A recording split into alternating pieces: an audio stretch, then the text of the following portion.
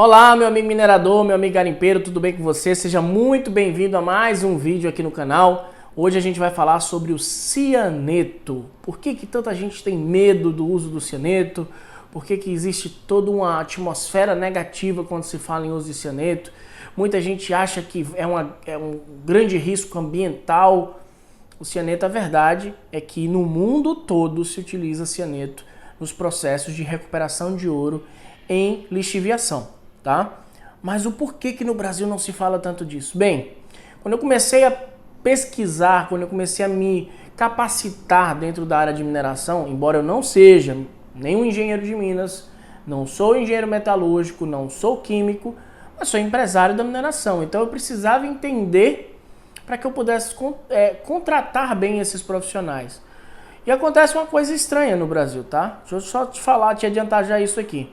Pessoal que sabe fazer lixiviação de ouro com cianeto não presta esse serviço. Você hoje não tem uma empresa no Brasil prestadora desse tipo de serviço que cobre um valor específico pela prestação de serviço, né? A maior parte, ou quase todas as empresas aí que eu conheço, na verdade são profissionais, muitas vezes eles não têm formação acadêmica, não são químicos, não são engenheiros metalúrgicos, tá? E eles fazem esse processo cobrando uma porcentagem do resultado.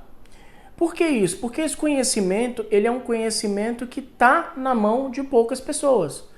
Quantos químicos eu conheço, quantos engenheiros metalúrgicos eu conheço que não sabem fazer um processo de lixiviação de ouro? A maioria só sabe trabalhar com flotação. E eu fui começar a pesquisar para entender o porquê que só se fala no Brasil de flotação e não de lixiviação. E quando se fala de lixiviação é de uma forma muito superficial. E isso começou nos livros. Quando eu comecei a pesquisar, não sei se tem algum livro aqui, não. Aqui não tem nenhum livro brasileiro nessa parte de acadêmico mesmo para faculdade, né? Mas quando eu comecei a pesquisar alguns livros de algumas faculdades muito famosas aí, que elas adotam esses livros, e eu comecei a pesquisar, eu percebi que as partes que falavam de lixiviação eram muito superficial. Mas quando você pegava a parte de flotação, que é outro processo químico, que não é tão difícil, né? Não envolve cianeto, não tem toda essa atmosfera negativa, é bem mais robusto, né? Vamos dizer assim, o conteúdo de lixiviação, de flotação do que de lixiviação. E aí eu comecei a tentar entender o porquê que simplesmente esqueceram de lixiviação no Brasil. E se você perceber, aqui no YouTube eu sou o único cara que fala basicamente sobre lixiviação de ouro. É um processo que no mundo todo é amplamente utilizado. A gente tem nossos companheiros aqui do lado, peruanos, chilenos utilizando, os mexicanos utilizando, os americanos utilizando, os australianos utilizando, os canadenses utilizando, mas o Brasil não. São poucos os que o fazem da maneira correta e menos ainda os que fazem. É até conhecido por outro nome, né? O pessoal chama de pia ou pilha, ninguém sabe o nome correto. Na verdade, pilha porque vem dos pads de lixiviação, que é o empilhamento do material, aí eles chamam de pilha, talvez em relação à quantidade de material que você empilha, né? Então por isso do empilhamento virou pilha. E aí o garimpeiro colocou o nome de pia. O que pode ser também, eu não sei se pia é porque o líquido que percorre o material, depois ele vai passar por um sistema de drenagem e vai pingar aquilo ali numa bacia de líquido enriquecido, né? De um licor enriquecido com ouro. Talvez seja esse o porquê do nome pia, eu não sei. Mas tem gente que chama de pia, tem gente que chama de pilha e tem gente que chama do nome correto, que é lixiviação, né? Ou tem gente que chama de cianetação, que é exatamente o tema desse vídeo. Por que a gente veio falar de cianeto? Porque muita gente chama de cianetação, por usar cianeto. Recentemente eu tive numa mineradora, e aí eu estava conversando com um rapaz lá, e o dono, né, o proprietário da mineradora, e ele estava me mostrando todo o processo de beneficiamento dele. Então, ele estava passando que ia passar por britagem, moagem, moinhos de martelo, depois moinhos de bola. E esse moinho de bola ia transformar aquilo ali num talco, né? Um 200 mesh. Depois a gente vai falar um pouquinho sobre mesh também, sobre peneiras, sobre como que na mineração a gente trabalha a granometria dos materiais. Mas só para você entender, é um talco, é um pó. E isso gasta muita energia mecânica para você conseguir chegar nesse nível de pó. E para chegar nesse... Qual o objetivo de você chegar nesse nível de pó? É simples, é para que você libere o ouro. O ouro está dentro da rocha, da areia, da pedra, sei lá, dentro do material ali, do minério. E a gente, para quebrar, para chegar até o ouro ser exposto, precisa chegar no peneiramento máximo possível. E aí esse peneiramento, essa granometria, né, essa peneira 200 mesh, que é muito fina, um talco, tem um gasto, um potencial de energia, de pessoal, de mecânica ali envolvida, desgaste de bolas, enfim, muito caro. Tem que valer economicamente muito para você colocar um moinho de bola. E a minha experiência me diz o seguinte, que a maior parte das pessoas que colocaram sistemas de moinho de bola, mas não colocaram um sistema de flotação ou de lixiviação depois, tiveram que fazer lixiviação no rejeito. Então muito do ouro escapou do mesmo jeito, mesmo você quebrando nesse nível. Então você precisaria, não adianta você colocar uma centrífuga no final, um sistema de centrífuga para recuperar esse ouro. Ah não, eu vou colocar um sistema de mesa vibratória. Não vai segurar a parte dos mais finos. Se a sua área tem ouro muito fino, não vai segurar e vai acabar indo para o rejeito. E depois ter que fazer lixiviação no rejeito do mesmo jeito. Então a lixiviação ela pode ser feita de várias maneiras, né? Pode ser em tanque, agitado, pode ser em coluna, né? Pode ser em pads de lixiviação mesmo, em pilhas, né? Como o pessoal chama, os garimpeiros chamam. Mas a grande questão é que todos esses processos envolvem o uso de cianeto. E muita gente tem medo de cianeto. Eu vou te falar, é para ter medo mesmo, sabe? Porque se você não sabe fazer da maneira correta, há um grande risco. Eu estava uma vez procurando profissionais para fazer isso, antes de eu me especializar fora do Brasil nesse assunto. Eu fui pesquisar profissionais, aí eu já tinha uma noção do conhecimento, mas eu ainda queria que alguém fizesse isso. E aí eu fui conversar com um rapaz, e ele falou, não, eu mexo com pia, seu Daniel, muito tempo, não, eu faço pia sim, não sei o quê, inclusive meu pai morreu disso. Eu falei, opa, seu pai morreu disso? Foi uma vez, a gente tava no rio e o saco do cianeto caiu na água e ele pegou e puxou e botou de volta no barco, e aí ele morreu. Eu falei, poxa vida, então teu pai morreu disso e tu fala que tu sabe fazer bem o negócio aí porque teu pai morreu disso. Eu teria medo, né? Fiquei com medo ali do...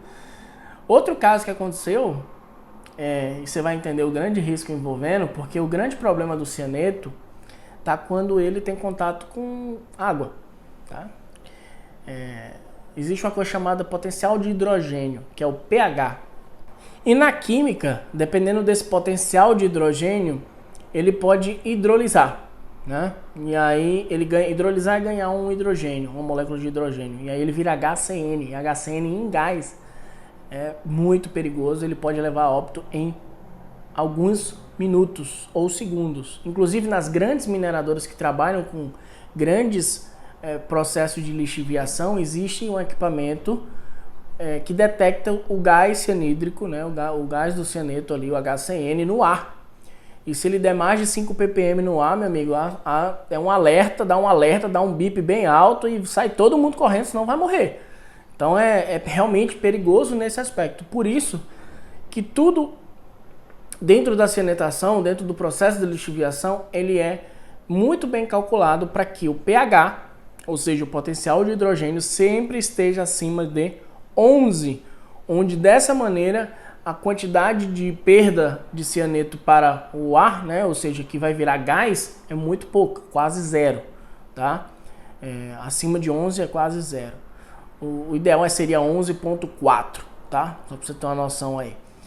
Só que existe um problema. As pessoas, muitos não sabem como é que funciona esse processo e acabam errando no processo de lixiviação.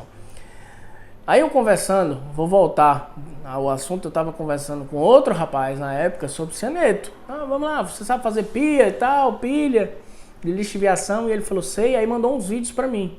Cara, ele tava fazendo as pilhas cobertas com lona. Você não tá entendendo, ele tava debaixo da lona, cobrindo e aguando aquele material, ok?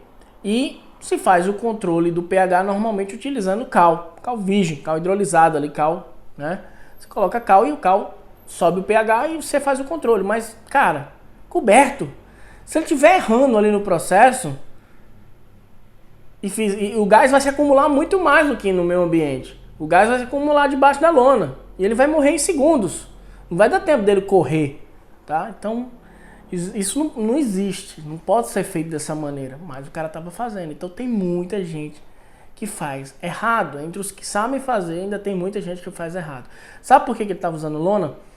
Porque tem uma coisa chamada balanço hídrico. Você tem que calcular a quantidade de água que está entrando no sistema. Então, se chover, você tem que fazer esse cálculo de quanto que choveu, né? Então, você tem que ter lá um medidor de chuva lá, de quantos milímetros choveu, para poder você calcular e manter a solução dentro dos parâmetros corretos, que são mais de 10 parâmetros, tá? Tem muita gente que acha que é só o pH, mas não é. Tem vários outros parâmetros que você tem que prestar atenção dentro desse processo. E aí, eu fiquei assustado. Eu falei, não, cara, você tá louco? Você tá fazendo isso aí? Não, Daniel, mas o pH aqui está 14. E aí, para pensar o seguinte.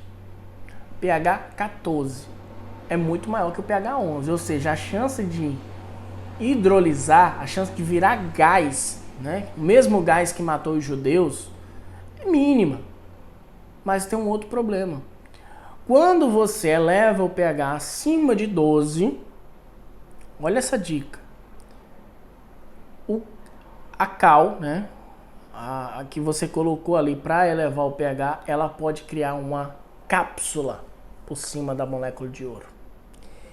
E aí acontece um fenômeno que já aconteceu com muita gente que está dentro do... Nunca aconteceu comigo, porque eu já tinha estudado antes, mas muita gente que está aí dentro do mercado sabe o que eu vou falar.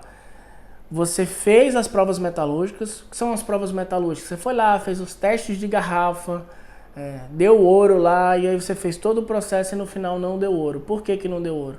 E aí você vai e analisa o material que deu rejeito, e o ouro também não está no rejeito. Então, poxa, para onde foi o ouro? O ouro sumiu? O ouro desapareceu? O ouro nem está no rejeito, e nem está no carvão, e nem está no líquido enriquecido, né? Para onde foi o ouro? O ouro está encapsulado dentro da cal, tá? Dentro da cal hidratada lá, a cal que você colocou lá, subiu demais o pH, você colocou cal demais e o processo deu errado, porque o pH foi para 14, criou essa cápsula no ouro e você não consegue recuperar. Então você tem que manter. É muito melindroso, a gente chama aqui no Nordeste, tá? Melindroso, tem que ter cuidado, o pH tem que estar correto, a oxigenação tem que estar correta, tudo tem que estar correto. A quantidade de cal tem que estar correto, a granometria do material tem que estar correto, a quantidade de água que você vai irrigar tem que estar correto para não criar caminhos preferenciais e aí o material não ser todo pego pelo cianeto, enfim. Tem muitos parâmetros a você seguir, a você ter cuidado ali com esse processo, mas o principal é o seu cuidado em relação ao cianeto. Então o cianeto é um produto controlado, você vai ter que tirar uma licença na portaria do Exército, você vai ter que ter cuidado ao transportá-lo, você vai ter que ter um paiol muito bem definido para isso. Provavelmente você vai precisar de um equipamento de controle, se tem gás cianídrico sendo liberado no ambiente de trabalho. Tem muita gente que faz sem esse trabalho todo, tá? O gás cianídrico é perigoso, mas o contato também com as mucosas, né? Ou seja, boca, olhos, alguma coisa assim, é perigoso também. Existe um kit, que é o kit pro cianeto, né? O kit de problema do cianeto, que é para você fazer a limpeza ali se acontecer algum problema. E aí, vamos às questões, né? Muita gente fala, mas o cianeto vai fazer mal ao meio ambiente, vai matar os animais. Cara, o cianeto é muito fácil de ser eliminado da natureza, assim, ele ser equilibrado, né? a gente aprende na química que para todo ácido tem um básico, né? Ou seja, para tudo que existe de um problema, se você, por exemplo, vou dar um exemplo para você, que a gente aprende química no nosso dia a dia. O pintor tá lá pintando a parede e tá todo sujo de cal. O que ele vai fazer? Ele vai tomar banho com água? Ele toma banho com água? Você sabe se ele toma banho com água? Eu não sei se você sabe a resposta para essa pergunta, mas a resposta é: todo pintor sabe disso. Se ele tá todo sujo de cal, ele vai tomar banho com vinagre. Por que ele toma banho com vinagre? Porque o vinagre serve, né, vai bater e vai equilibrar a solução a um nível que não vai liberar, no caso da cal, não vai liberar, não é ácido, mas básico, né? Então não vai liberar ali o fator que vai gerar irritação na pele, né?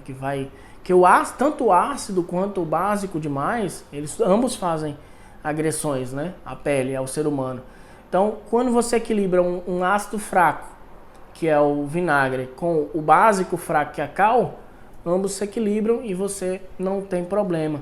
Mesma coisa acontece com o cianeto. Quando você vai fazer a parte final do processo, onde você vai descartar o cianeto, você faz um sistema para equilibrá-lo.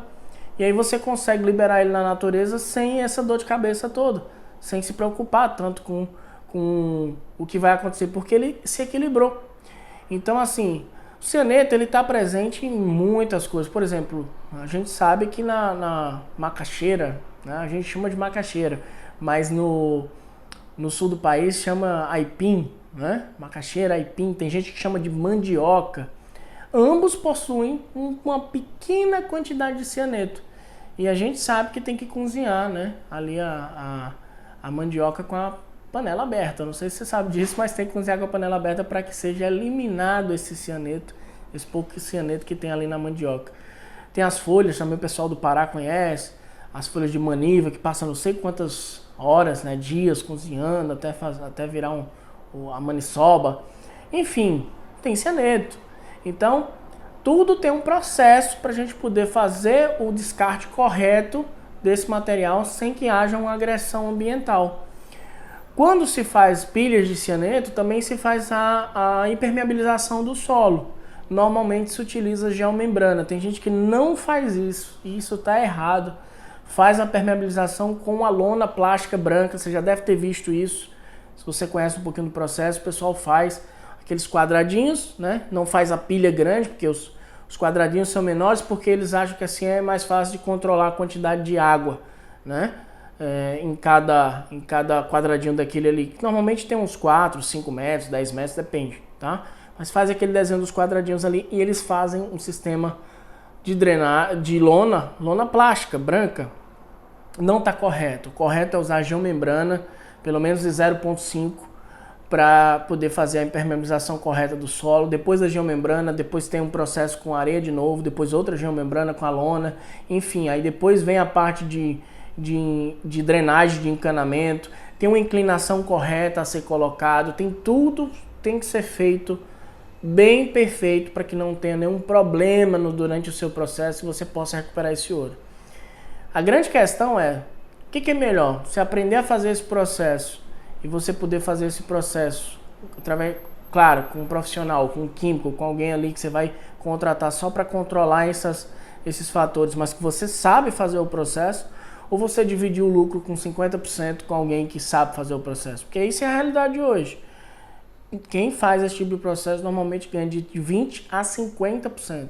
E ainda existe uma terceira opção. Você pode ser esse cara, você pode aprender a fazer esse processo e cobrar, né, porcentagem do resultado dessas mineradoras que não sabem fazer esse processo. Então, meu papel aqui é te ajudar a você entender um pouco mais que existe processos para controle do cianeto, para manutenção desse cianeto nos seus parâmetros, que ele não se torne gás, e também para o descarte do cianeto na natureza.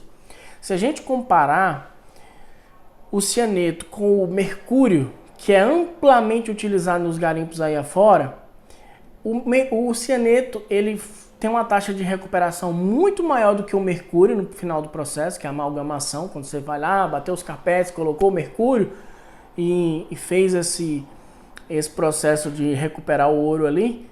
Deixa eu te falar, se fosse com cianeto ainda era melhor, e muito menos agressivo, né? Porque se você não morrer com o cianeto, ele não vai fazer mal. Ou seja, não faz besteira, não deixa o cianeto virar gás.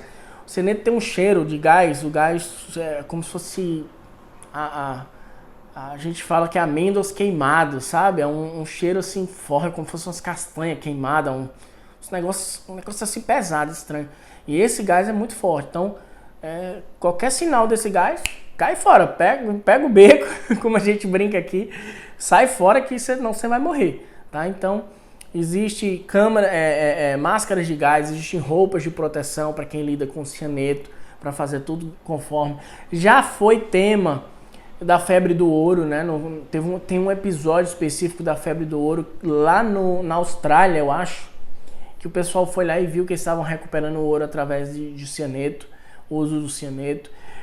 E aí depois do processo do cianeto você tem dois processos, que é a sedimentação do ouro com zinco, chamado Mary Crown, acho que é essa a pronúncia, e você tem as torres de carvão ativado, que também faz o mesmo processo e talvez seja tema aqui de um próximo vídeo, ou já tenha até publicado esse vídeo aqui para vocês falando sobre carvão ativado, os benefícios de utilizar o carvão ativado para recuperar o ouro, né? O líquido que está rico, ele entra no carvão ativado e aí depois parte por um último processo que é a eletrólise.